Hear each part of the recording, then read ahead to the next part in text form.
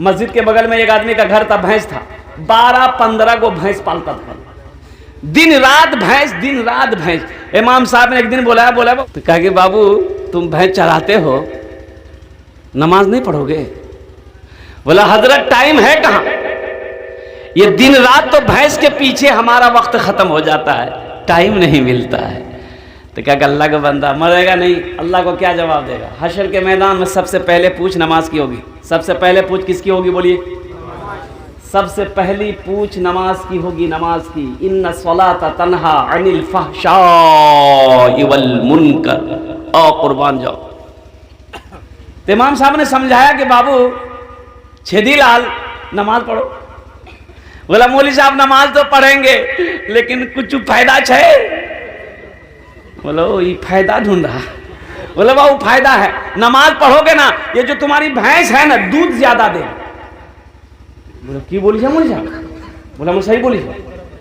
तुम नमाज पढ़कर देखो ये भैंस दूध ज्यादा देगी। बोला हजरत अगर भैंस दूध ज्यादा देगी तो देखिए हम कल्ले से नमाज पढ़ना शुरू कर देते हैं। ठीक फजर में 4 बजे नहा धो करके पहुंच गया मस्जिद।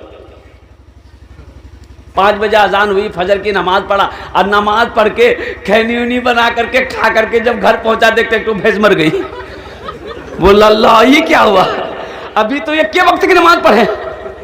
दौड़ा दौड़ा गया मस्जिद, भागा, इमाम साहब से बोला कि इमाम साहब गजब हो गया। तो इमाम साहब ने कहा क्या हुआ? बोला हजरत क्या बोले, अभी नमाज पढ़ के कही एक भैंस मर गई मेरी।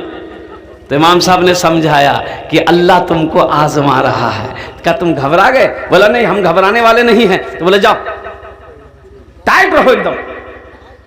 जोहर की अजान हुई, बड़ा डरते डरते मस्जिद आया कि कहीं दूसरी भी ना चली जाए।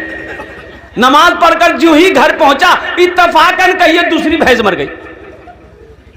बोला कि समझ गए हम, 5 वक्त की नमाज है, 5 चली जाएगी।